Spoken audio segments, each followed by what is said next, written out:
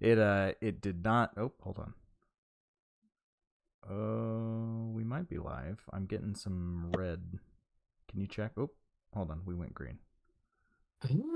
Not showing up on my end yet. Okay. Oh, yep, there we are. I I'm still on Wi-Fi. It's only been 2 months since moving on. I'm gonna Wait, get it. do I'm gonna get it sorted. you not have a box yet or something? No, we've got. So I bought a modem and I bought a router, but the cable's on my partner's side of the room. And I need to run the cable to my side of the room so I can have Ethernet connection. Because running the Ethernet connection that distance is too much, and the modem and router are in their way. So I'm moving them to my shelf, but that's been okay. Well, I got to get the cable. Now I've got the cable. It's like, okay, crap. How am I gonna secure that to the baseboard? So still a lot of move-in pains. Been hanging up a lot of art today. So getting Ooh. that. I'm pretty proud of what I've done so far. I got the shot glass shelf up. There was a spot that it worked. Of course, you are Got the you're a white man with a shot glass yeah. I'm very much collection. I'm a white man with a podcast and a shot glass collection. So and I homebrew. I just need to pick up golf. Triple threat. Yeah. But we've got a lot of spots selected for stuff. It's just a matter of getting it up. The living room's almost done. I got Amy's Japanese live laugh love posters up. Lord. It says health, happiness, success, but I call them her Japanese live laugh love That's pretty posters. close to live laugh love. She doesn't like that. And what else? I got the gnome picture up. I got the Pokeballs and the Vulpix up. There's some stuff that's going above the couch, but I needed a hand to do that, and they were cooking dinner, so. Your tasteful nudes, of course, will be going up. Yeah. I wanted to put the giant Earth poster that Jonah got me above the couch, and that was vetoed. What? That looked cool. I agree, but the direct quote, I believe, was, "That's very college." Like, okay, that's fair. We are adults. I'll put up your big Dark Side of the Moon poster then. And your Scarface poster as well, right over the couch. No. I went and bought a bunch of frames because a lot of stuff didn't have frames. Thankfully, Michael's was having a BOGO sale. I think I'm going to go back and buy some nice ones for my Star Trek posters. It was like $35 per frame, but buy one, get one. I was like, ooh, it's probably worth it. So I might stop tomorrow and get that. Because I don't have anything up over my desk right now. Because I've got one Star Trek. Just looking at a wall. Yep. I've got one Star Trek picture, but I'm like, those other two are really nice ones that I want to get up first. I did put up the Jeff Lynne picture you got me, but that's just nice. Resting on top of the bookshelf. Hey, up is up. Yeah, no, it looks good. And I've got the 2018 tour poster to go up as well, but I'm waiting to figure out where that's going to go based on if I have to pull the bookshelf out to get access to that outlet, because that's going to shorten the space. It takes me a long time to hang things up because I get the pen and paper out, I get my calculator out, I mathematically figure out, okay, I want it to be splitting up this space, is where I've got to divide it in half, and how's it look on the wall, that kind of stuff. So it takes me a while. But yeah, that's something I was going to talk. Oh, I thought maybe something we could introduce to the starting segment is Bandle, right? Oh, that'd be interesting. Do the little Bandle challenge. Yeah, I've already done today's, and it's a par 1. You got to get it on the drums. Whoa! So in case anybody doesn't know what we're talking about, there's this website called Bandle. It's the same thing as Wordle, right? You get 5 guesses. Technically, you get 6. To figure out what the song is, and it's a MIDI version. They strip it back, so you got drums, bass, so on and so forth today. And sometimes they can tell you, like if you've got drums, violin, oboe, you're like, okay, it's not gonna be Michael Jackson. So that helps a little bit, but it gives you that. It gives you the year released. It gives you YouTube views, and it gives you a par difficulty. and this was a par 1, and I got it because it is obvious. So well, now I got to give it a try. Let's see if Cooper can get it. But yeah, just been while you're doing that, I'll just fill air since we probably can't play it. No, I got it wrong on the first one. Oh, come on, Cooper. It's easy. Oh, man, this does sound very familiar. Yep. You'll kick yourself as soon as you know it. But I've been getting stuff up on my shelf. Oh, how's it? Oh. You had it. I heard you sing the melody. Are you gonna be my girl by the Jets? Of course. What'd you get? What guess was it? I was 3. 3, come on. Actually, I should have got on the bass. I heard the drums. I'm like, I'm pretty sure that's "Are You Gonna Be My Girl." For some reason, I thought it was the Ballroom Blitz when I heard the drums, so I got the guess wrong. Okay, that's those drums are a little more dissimilar. That one has the I don't know what they call the brush, but it has that snare brush in it. You know, that one's like it's not quite the same as "Are You Gonna Be My Girl." I'm good at Bandle because my brain holds on to this. I don't know why. I haven't listened to Ballroom Blitz in probably 2 years, but I can tell you the drum set beats from it. It's got a very distinctive drum set. It does, but why is that what my brain holds on to? But I was thinking, because "Are You Gonna Be My Girl" is, I know we usually disparage early noughties music, but that one definitely feels like this one's going to be a classic. I mean, granted, it's 21 years later. It is a classic. I would argue it is a classic. But it doesn't have that early 2000s sound to it, if you know what I mean. It feels of the era, but it's not. It wasn't trying to be the music of the time. Timeless is what you're saying it is. Exactly, yeah. It's very good. Love that song. Well, we only talk about things that are timeless here. Yes, so let's. You want to things that apply across all days and all seasons. Yeah, any time of year. Speaking of, let's get started with the episode. So, hello everyone, and welcome back to the Audio Shop Podcast. This week we are discussing the Beach Boys Christmas album by the Beach Boys. It is nearly Christmas time again, and the year of the sponge is coming to a close. We're gonna have to. Sad. It feels like it just started. The year has not felt like a full year, but at the same time, it's felt like it's been 3. So. So we'll average it out and call it a year and a half. Yeah, probably closer to 2, but yeah, they were doing another Christmas album. I think the last one we did was Elvis's, right? I believe Elvis was the one that we did last year. The best-selling Christmas album of all time, and it was garbage. So I had Beach Boys. I had some high hopes coming into this one. I hope so. I only know Little Saint Nick. That's I thought I knew a couple other Beach Boys Christmas songs, but I guess they weren't on this album. And we'll get into that. Actually, so we'll give a little background here. I mean, the Beach Boys, you know them, you love them. Yep. The rock band formed back in 1961. The 40-year-old men who sing teenage love songs. Yes. With the lineup, or the original lineup here, Brian Dennis and Carl Wilson. They're brothers. Their cousin, Mike Love, and their friend, Al Jardin. So, very much a family affair, and Al. So, obviously, they're kind of known for their group vocals, their harmonies. They were a bit of a, I guess you could call them one of the original boy bands. Yeah, certainly alongside with the Beatles in the 1960s as well.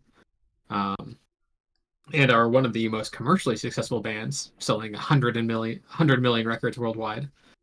So, quite the prolific band. Rock and Roll Hall of Fame, obviously multiple, greatest albums of all time on rankings. Mm-hmm. This is not one of those, but no. This is their Christmas album. Most songs in the Billboard Top Hot 100 by an American band. That's pretty good. That's true, yes. Which is honestly not too surprising, given how much they were kicking out the licks. Mm-hmm. Speaking of which, this is their 7th studio album, released in November of 1964. So 7th album in 3 years. That's They were really cranking them out back then. Yeah, everybody was. Which I guess it helps whenever the songs are like 2 minutes. Yeah, But yeah. but 27 no, minute album. It's a little fast. and this album is More kind of of an split LP. into two halves. Kind of like the first half is their original songs, Hmm. second half's the Christmas standards. Um, with their lead single of this one being "Little Saint Nick," which Hmm. was actually released a year before this album came out. They just packaged it with this album. Um, They needed and something to prop it up. I mean, album went gold. Music historian James Perrone wrote this as regarded as one of the finest holiday albums of the rock era.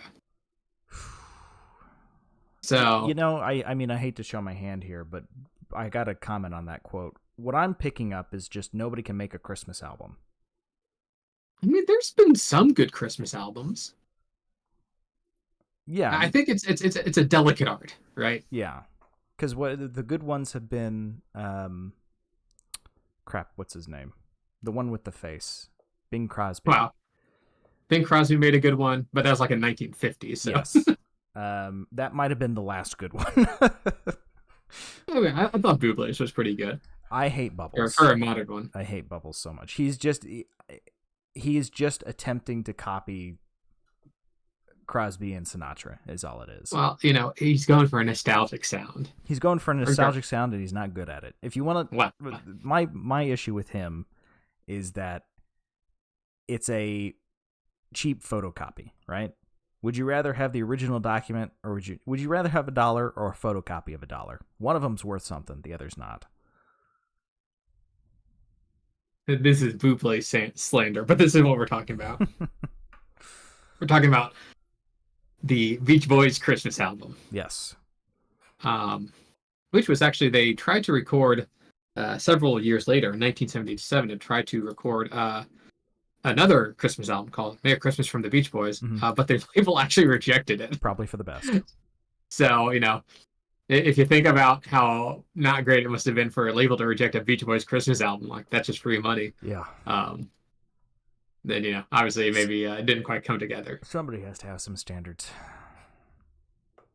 But yeah, so that's the background here. Yeah. We can jump right into it with track number 1, Little Saint Nick. Yes, straight out the gate with the most popular track of the album.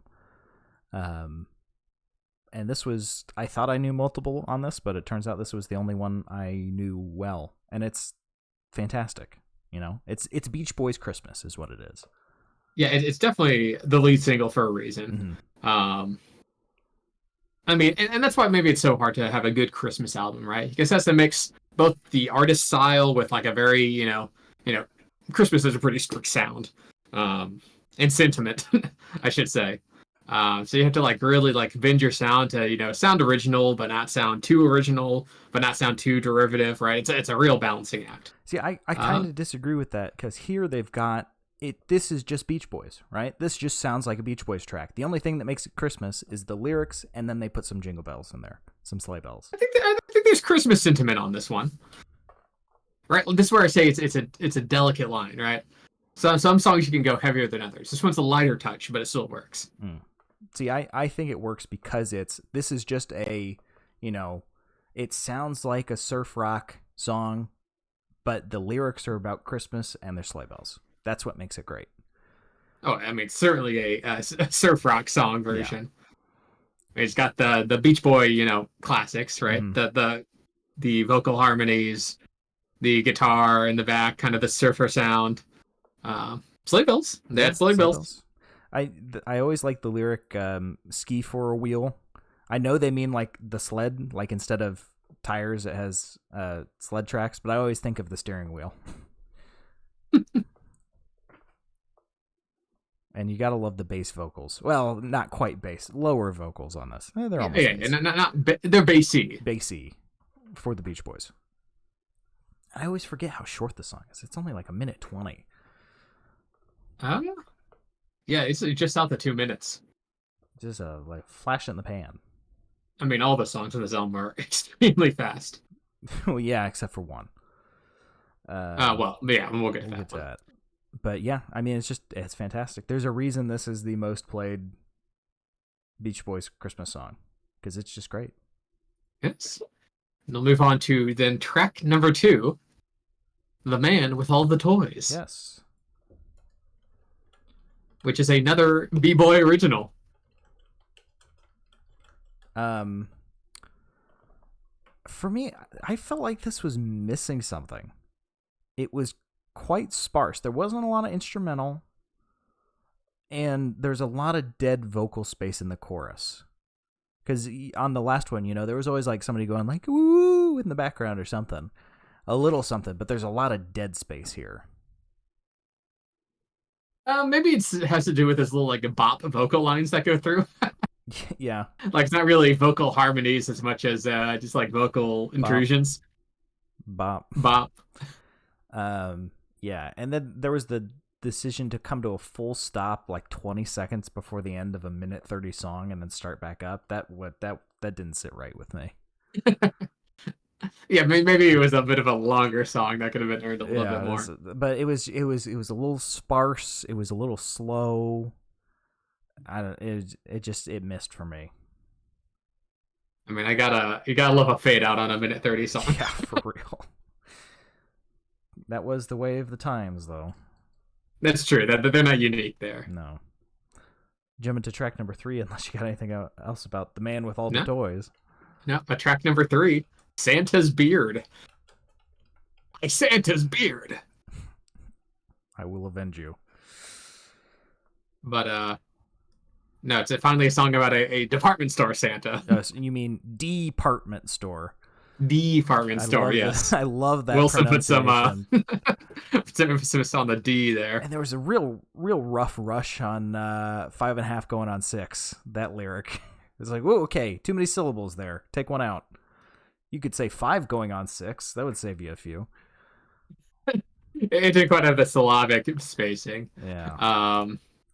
I mean, this one's kind of fun. It's like a little sock copy song. Yeah. I mean, the subject matter is a little fun. It's about his little brother finding out the department store Santa isn't Santa. Yeah. Right. So like Christmas songs that have like a little story there. I feel like that's something a lot of kids do. You always look to see when you got up there, like, is it a real beard first off? And if it was a real beard, well, that's Santa then. That was my only stipulation. Okay, so you weren't that discerning. I was a pretty stupid kid. Pretty sure one time it was even a dyed beard, and that was still good enough for me. But there's that little jingle bells, little bit of jingle bells in the guitar solo that's clever. I liked that. That was a nice touch. But there's a lot of repeated lyrics for a 2-minute song, sub 2-minute song. It's got a main chorus. And they repeat that chorus about 10 times. It does have a little fun little guitar solo in the middle, though. Yeah. But overall, a lot better man with all than the Man with All the Toys. But we can then go to track number 4 if you're ready, Sam. Yes. Merry Christmas, Baby. Which I hope you like clapping. See, I didn't pick up on that. I was too focused on the... You didn't pick up on the clapping? No, I honestly was focused on this story of this dude who wanted to stay together because it was Christmas. I mean, that's a pretty, I guess, a general Christmas theme. Yeah, but it was I love you, baby. It's Christmas. You get more of it as it goes on, and it's like, if you want to give the ring back, I'm like, dude, you're engaged, and you're like, let's just stay together for Christmas. It doesn't work that way. It's over. Give up. The Beach Boys always had a very saccharine thought of love. Yeah. I thought the drums did a lot of heavy lifting here because there's not a lot going on instrumentally. Yeah, the instrumentation on this one's very bare bones. Well, not bare bones, but maybe boring. Boring and sparse. I guess the vocals are kind of the focus here, but even the vocals here aren't like fantastic. Nothing to write home about. Yeah. Not exactly classic Beach Boys harmonies here. No, that's I'll get into it more later too, but that's what really got me about this. It's like, sure, Little Saint Nick is Beach Boys. The rest of these are like, why are they so fucking slow? This is the Beach Boys. You're supposed to be doing surfer rock. And why are all of these like most of these don't get above 60 BPM, like, come on. Trying to put me to sleep. Yeah. That's all I had for this one. That's all I had too. All right, let's jump to next. We'll go to track number 5, the last B-Boy original on the album. Yes. Christmas Day. I mean, this one was a little bit better. They had almost like that Spanish acoustic guitar in the background. It wasn't quite there, but it was like halfway there. That was interesting. A little bit. It's a little melancholic. Yes. I do like a when a Christmas songs get a little sad, a little introspective. But it had warm heartache feel to it. Yeah. Maybe some of that's just I think this is the only album or the only song of the album that has Al Jordan as the lead vocalist. And I actually quite like his singing style. Yeah, I do as well. And there's pairs well with the guitar. That organ solo in the middle, that was great. I love that. Not sure if it's the tone, but it was good. Yeah, it's a nice little jazz organ thing. Mm-hmm. But other than those two instruments, there was not much else. Yeah, but it's intentionally pulling it back a bit. Yeah, and it like the other ones where it feels like it's just like a byproduct. It feels like it's missing. This one's like, okay, yeah, this works for this song. An intention. Jump to track 6 if you're ready, Coop. Yes, track number 6, Frosty the Snowman. And at this point, I figured out why the first half of the album was so lacking in instrumentals. It's because they spent all their money on the orchestra and stuff for the second half of the album. On a 41-piece orchestra. Yes. It is almost ridiculous how much higher quality the instrumentals are from the first half to the second half. Well, because it's a literal full orchestra. Yes. Like they have a professionally trained orchestra backing them up in this one, and for the rest of the songs as well. But then it doesn't work because it's so for Frosty, it kind of works, right? You got the violins, you got the muted trumpets, very nice. It's Frosty. Everybody knows Frosty the Snowman. They don't put any spin on it; they just sing it. We get a bit of a swing bass around the minute mark, which helps spice things up. But otherwise, it's just Frosty the Snowman. There's nothing more to it.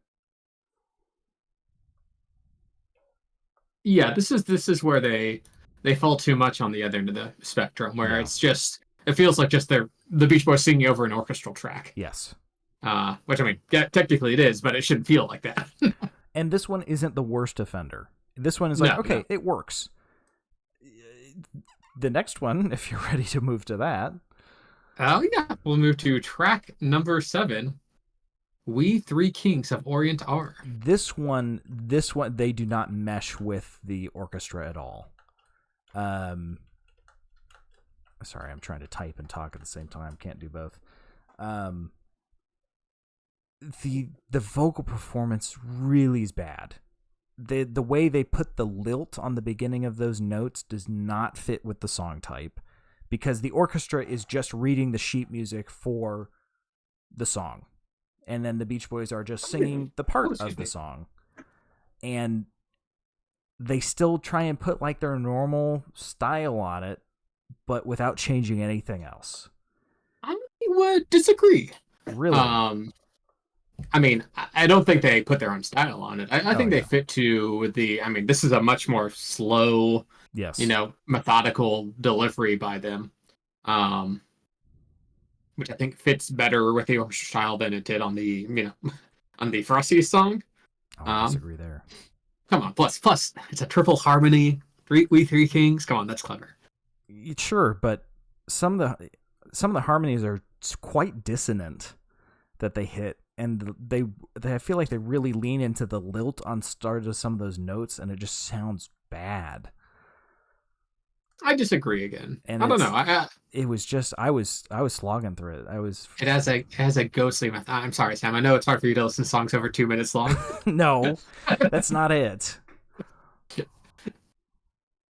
I mean, it's not like this is the Beach Boys performing it, but the orchestral piece on this is legitimately beautiful. Oh yeah, of course. I have no complaints on the instrument at all. It's just this is kind of harking back to the Santana issue we had, where there was a good song, or an okay or a bad song, and then Santana was just playing guitar over the top. This is a fantastic orchestral piece, and the Beach Boys are there. And they're not really putting in the work. That's my issue with it. I think you're being a little mean to this song, if I'm being honest. I think I'm being completely fair to this song. But also, I'm not completely against the fact that this is just them singing over a very good orchestral piece. Yeah, and I think this is their worst vocal performance on the album. Ooh, I would not agree there. It is. I mean, we'll get to it, but yeah, there's my rant. Agree to disagree. It's okay to be wrong. Sam, you're just upset that you're allergic to frankincense and myrrh. Makes you puff up like a balloon. I get hives every year. Okay, well, we'll go to track number 8 then. Yes. Blue Christmas. Which I was looking up. This is, this album came out in 1964. Yep. Blue Christmas came out in 1957, so relatively recent cover at the time of the recording. Yep, the old classic of cover it the year it comes out. To be fair, this was like 8 years later. They waited a little bit at least. They didn't steal it out of the cradle. Yeah, some artists didn't even let the calendar year pass. Yeah. This is not as much fun as Elvis's version. Oh, 100%. This is like Elvis's was like the whole point of it was like a kind of a 50s sock hop, really bust a move to it. Well, this one's like a very straight-laced like love ballad type song. Yeah, and I don't think I like this version. It's not bad. But it's just like the whole time I'm sitting here thinking I'd rather be listening to Elvis's version right now. I mean, I'll give him a pass since the album as a whole is better than Elvis's album, but this is not a better version of the song than Elvis. Is not. It is. I was having a lot more fun with it. Yeah. Where like the sadness is almost played up like to a theatrical point. Yes. Right. Where this one's like it's played straight. Yeah. It's just okay. It's fine. But it's so slow. Oh my god. Orchestral is great. Yes, again, I have no qualms whatsoever with the instrumental performance on the second half of this album. That is fantastic. If I could have the second half without the Beach Boys on it, I would have preferred that, I think. Just a pure instrument, honestly. I mean, there's a really nice build up at the 2-minute mark. Yeah, it's the like I said, there's no instruments on the first half because they paid out the ass for the orchestra on the second half. These are professionals. But jump into track 9 if you're ready, Coop. Yes, track number 9. Santa Claus is Coming to Town. Coming, not coming. Yeah, apostrophe. But oh my gosh, that start! I'm so glad they sped up.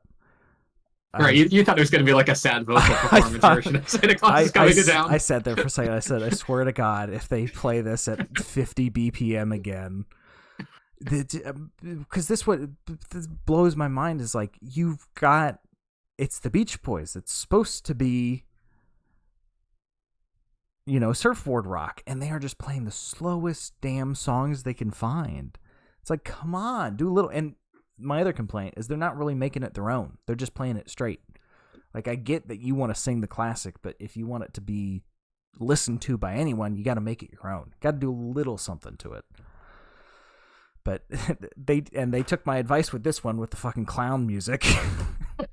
And pop goes the weasel. That was the orchestra doing a little circus music. It's still playful. It was doing something different. My issue was, okay, if you wanted to go that way, fine. But then the other half of it is they're doing like a swing Christmas jazz lick. And it's like those two do not fit together whatsoever. No, I mean, I wouldn't recommend doing what they did, but, This one has orchestral complaints. It's like, what the heck is going on? Just pick a style.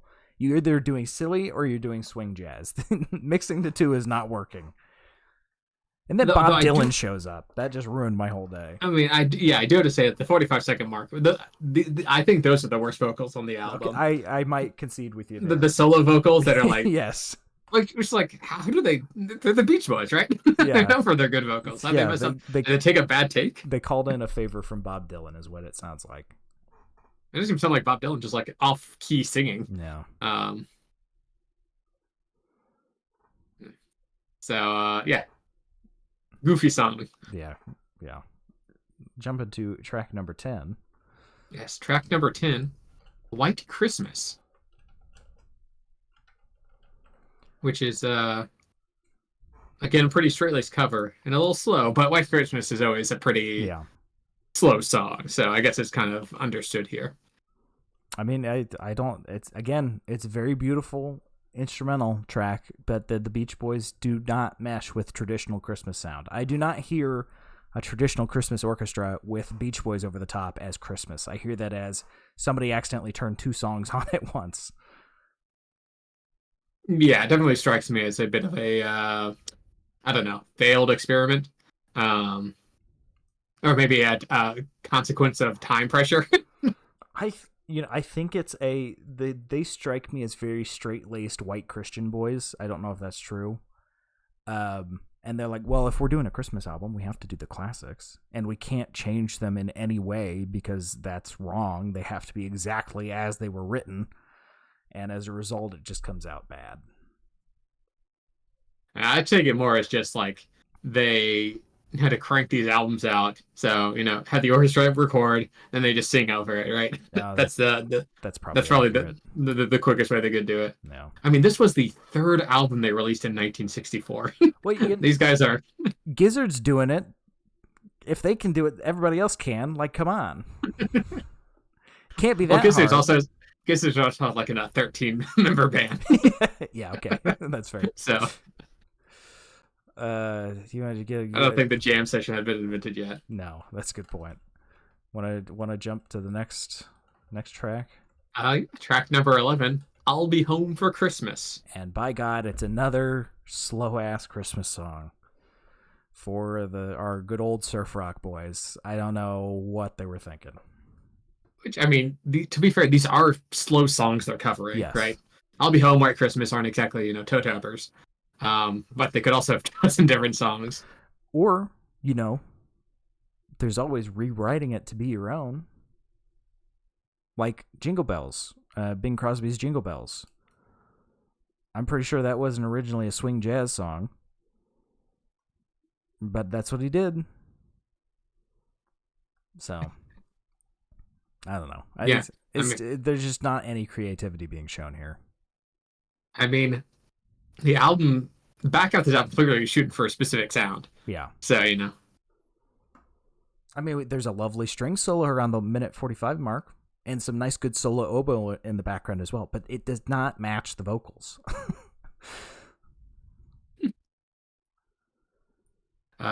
Yeah, no, I mean, I can't really say anything else to this song that I haven't already said to the other songs. Well, let's talk about the last track then. The last song I can say something to. track 12, which isn't a song. Track 12, and I don't know how to pronounce this. I believe it's Scottish. Is it Scottish? I thought it was German, isn't it? No, it's Scottish. Auld Lang Syne. Yeah. Yeah, I didn't realize the New Year's song, I guess most people know it by. That was my first complaint. This isn't Christmas, this is New Year's. And then we get the jump scare. Okay, the jump scare did give me. I think it's cute to end an album on a New Year's song, right? Like it's going into the it's the end of the Christmas season. I could have lived with that, if not for the narration. What you give me is this is like a legitimately good a cappella cover of this song. I disagree with you that the slewing harmonies in the background sound terrible, but I couldn't focus because I was being spoken at. Lilt slew. Okay, yes. There's spoken word at the end where they just talk over the a cappella and thank the audience for listening to their album. They just read out the Christmas card is what it is. Which, I mean, I think every album should end with the lead vocalist speaking directly to the audience, thanking them for purchasing this album. Yeah. It's like whenever a movie ends with and thank you, the audience, right? PBSS ending. Yeah, it was. I'm like, are you just padding for time? You've already not hit 30 minutes. This is more LP than album. Just drop it off. Look, I think it's cute. Yeah, it's a choice, that's for sure.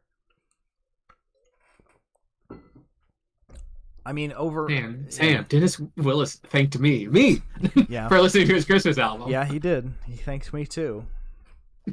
It's an album, that's for sure. I'm happy that the studio didn't let them make another. But it's still not as bad as Elvis's. I'll give him that.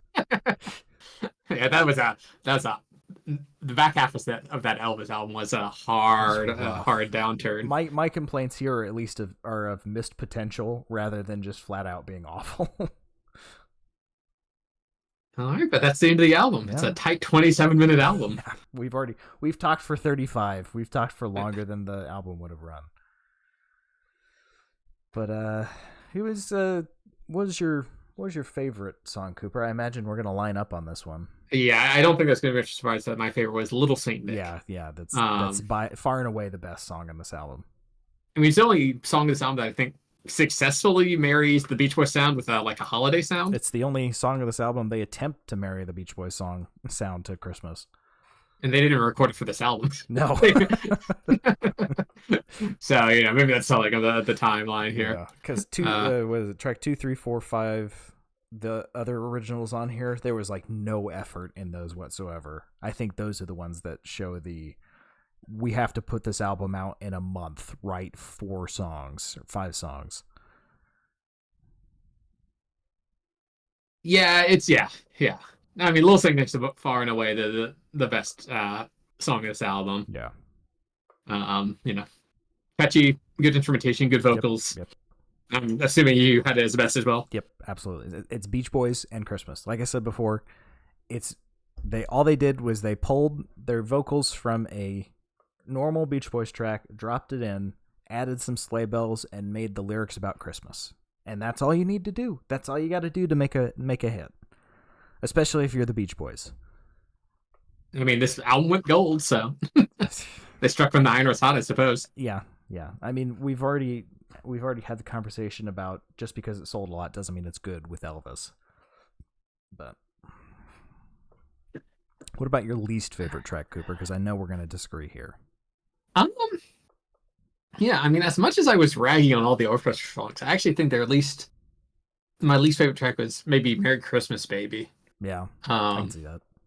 Because, I mean, the back of the album, wasn't good because of the disparity between the vocals and the instrumentation. But the instrumentation was great. Yeah, absolutely. Merry Christmas, Baby, I think, is both boring and has bad instrumentation. So I kind of have to give it the worst song. What about you, Sam? I could not get over the vocal performance on We Three Kings of Orient Are. It was so bad. Like, I was sitting there for the 4 minutes with my head in my hands like, holy cow, they recorded this and thought this was good enough to release. Honestly, I don't know why you're ragging on the vocal performance on that one so bad. I don't know. It was just, it was something about it. I was like, this is just grating on my ears. I thought for sure we would agree on it before we hit it in the list, but I guess I'm alone here. Huh? Well, that's the album. We got to rate it now. We do. Do you remember what we rated Elvis's? I'd have to let me pull it up. Okay. Well, while you're doing that, I can give the rundown of the rating system. Yes. So here at Audio Shop, we actually help Santa make his toys every year. We're in charge of the car and truck division, not semis. Mm-hmm. Semi-trucks are a little above our grade, and not trains. Yes, they both have wheels, but they're very different things. But cars and trucks. So when Santa asked us to make a podcast, we were like, well, we already know cars and trucks, so let's just make it themed around cars and trucks. So at the tip top, we got Cream of the Crop Showroom, 5 out of 5, best of the best. You got to show it to everybody. This is a fantastic album. And then bottom of the barrel, Scrapyard. Ooh, yuck, get it away from me. I am actively dying listening to this, 1 out of 5. And then high, low, in between, based on our mood. So what did we rate Elvis, Cooper? Did you find it yet? Yes. At least I rated it used rental. Mm-hmm. I don't recall what you rated it though. I probably did Scrapyard, if I had to guess. Either that or low used rental. But That's fair. For this Beach Boys album, what would you rate the Beach Boys album, Cooper? Um, Honestly, the more I've talked about it, the less I've kind of liked it. Yeah, I If think I'm I'm the being same. honest, because going through, I was like, well, the orchestra is good, and then I'm like, well, but like the Beach Boys weren't good. Um, so I mean, it's got Little Saint Nick. All right, there's Yep. a point. Yep. The orchestra's great. There's a point. Um, Other than so that's that, 2 points. um, yeah, I think I can't really get away with giving it anything, more than a high used rental. yeah. Um, it's functional as a Christmas album, but I think you hit the nail on the head when you said, missed potential, right? Mm-hmm. Like Little Saint Nick showed they could do a good Beach Boys Christmas song. Yes. Uh, and then they proceeded not to have an album of that. Yeah. Um, so pretty disappointing. Functional songs, straight laced covers with good, legitimately good orchestral backing. Yes. But yeah, a little just too either boring or just missed opportunities in this one. What about you, Sam? Or the rare wet fart of a vocal over top. Yeah, yes. I completely agree. I give it a high used rental as well. It is in no ways terrible, but it's not good. I'd say it's bad. Little Saint Nick, the highest of the highs. That's probably in my top 5 favorite Christmas songs. But the rest of them are just so bad to mid. It just can't. Little Saint Nick can't lift it, do all the lifting by itself. And I don't think there's any other songs on this I'd recommend to anyone else. If somebody came to me and said, I've not heard any Beach Boys Christmas songs, you got to listen to Little Saint Nick. That one's fantastic.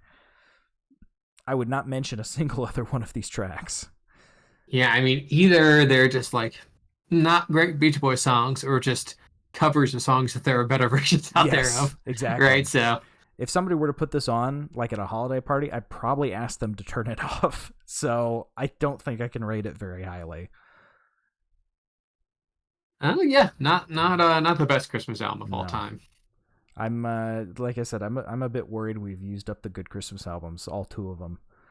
It's just gonna be this from here on out for the rest of our lives. There's gotta be more good Christmas albums out there, right? You would think. We can go into some of my childhood albums if I can find out what they were. So bah humbug going to reviewing Christmas albums on this podcast. They don't get a pass just because it's about the holiday. Like you still gotta make good music. That's my just because you're doing a gimmick, you gotta be good at the gimmick, right? Yes, I listen to terrible music. Maybe Spanish Flea was my top listened to song of the year, but at least it's good, Ooh, Ella Fitzgerald. That's someone who had a good Christmas album. Ooh, didn't we do one of hers already? We did. Yeah, okay. Like I said, I'm worried that we was used one up of the 2. I'm worried we used up all the good ones already. But yeah, we'll see. All right. Well, that's the album. I would say don't listen to it. Now we can roll on over to the whatever else we've been listening to this past week. And Spotify Wrapped came out. I've already revealed my top song of the year, Spanish Flea. Which is top 0.0001% of listeners. Listen, I put it on if I need to lock in and focus. It works. That's your focus song? Yes, absolutely. No, Lord, that's like something you put in a sensory deprivation chamber to turn someone insane. And it helps. I've become the Joker. But ELO is not my top artist this year. Surprisingly, it was Daft Punk. Big shocker. The other super listened band. Which, to be fair, that's that I can see, right? That's some lock-in music. Daft Punk, yeah, it's honestly probably the Tron album is what it is, because I use that at work a lot if I need to focus and do work. That's a perfect album to lock into. Yeah, most people don't know that Sam's a professional rat basher. You go around with a big mallet hitting rats in a basement. Yeah. Just got the Tron soundtrack blaring. I was consulted on that new rat strangling game. You seen that one? I did, yes. Yeah. But yeah, Daft Punk, ELO, Jeff Lynne, Masayoshi Takanaka, and Herb Albert and the Tijuana Brass. Who could that be? But yeah, that's And I've been listening to I've been working out again, so my workout playlist has been getting a lot of use. So Daft Punk, ABBA, and Mystery Skulls, and a little bit of Meganeko in there. But it's also been recommending me, or as soon as I finish it, it goes into like this electro swing song. I should really add it because it's good, but I don't know what that is. I looked at it once and I didn't save it, so I don't know what it is. It's good. I like it. And I also been listening to a lot more Wayne because he is prolific. I'm pretty sure since the last time we did a thing, he's come out with like 2 or 3 more songs in Takanaka style. The man likes his covers, and he just did a Christmas one too. That is, I've been listening to that quite a bit. It is great. So that's one of my favorite discovered artists this year. So I'm gonna link him again because he's just so good. And he's Dutch, so some of his songs don't make any sense, his self-written songs, but they still sound really good. What about you, Coop? What have you been listening to this week? I've been listening to a lot of music. Well, I guess in terms of my own Spotify Wrapped, it had some good top artists. Antonio Carlos Jobim, Yep. Great music, bossa nova. Yep. Clario, great artist. Stereo Lab, great French artist. To balance that out, I also was listening to a lot of Weezer and Weird Al. Yes. So that's I was very happy when I saw Weird Al on your list. So I got lost in a couple of group chats for that, but I stand proud, right? I rep Weird Al. But yeah, honestly, beyond that, I've been listening to a lot of albums this last week. Did a lot of driving for Thanksgiving. So obviously the new Kendrick Lamar album came out. Gave that a listen. GNX, great album.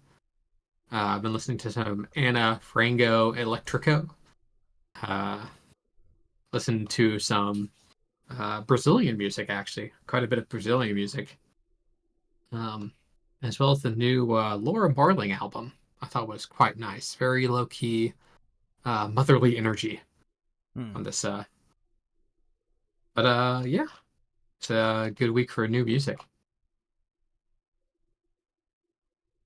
And since it's December, I can listen to whatever I want, and I know it won't go into my Wrapped next year. So is that how it works? I think so, right? Because it's January to whenever you do the Wrapped. I thought it would be. I thought they would just roll it from whenever you did the Wrapped. Okay, well, here, how about this, Sam? Listen to a single song for the entire month of December, and then see if it shows up on next year's Wrapped. But I already do that because I'll listen to it in January and the next month and the next month. But I don't know. We'll see. I didn't have that usual ELO kick. Usually there's like 1 or 2 months of the year where I just listen to ELO nonstop. But that maybe it's because you saw him live and like got it out of your system. Maybe, yeah. Maybe that did it. But yeah, that's all we've got. If you've liked what you've heard and you want to hear some more, you can scroll down on the page, click the picture of Jeff Lynne, his guy with the aviators on, and that'll take you to YouTube where most of our past episodes are. And if you're listening on YouTube and you want to listen to us live, there's a link in the description to Twitch. Go ahead and follow us, and we're live usually 8 p.m. Eastern on Sundays. And we're also on Blue Sky. Yes, and you can follow us at Audio Shop Pod, that's POD, at Blue Sky. We'll let you know what album we're listening to and when we're listening to it. And Cooper's logged in, so he can post. Are they called tweets there? What is it called on Blue Sky? I legitimately do not know. Flaps. I still like toots. Okay. From Mastodon. I know you like toots because you say it every time, even though we were doing it. I don't think anybody uses Mastodon, but I wanted that one to win just for that reason. But yeah, he can actually tweet again or toot again. Toot? No, we're not calling it toots. Fine, flap. Flaps. They gotta have something. People are probably just calling them tweets. They probably are. Yeah, just like how even if you don't use Google, you're Googling it. So yeah. What, you don't Bing things? I bong them. Bong. I bonged it. But anyway, that's all we've got. We will see you next time. See you later, shoppies. See ya.